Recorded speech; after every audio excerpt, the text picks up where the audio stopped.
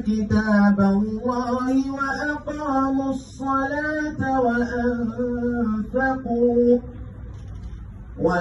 وأنفقوا مما رزقناهم سرا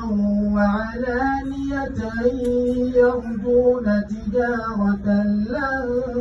تبور ليوفيهم أجورهم ويزيدهم من فضله إنه غفور شكور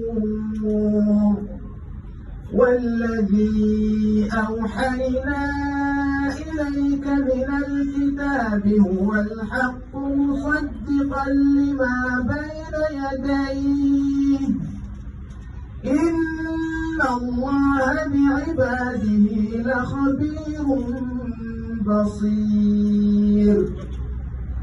ثم أورثنا الكتاب الذين اصطفينا من عبادنا فمنهم ظالم لنفسه ومنهم مقتصد ومنهم سابق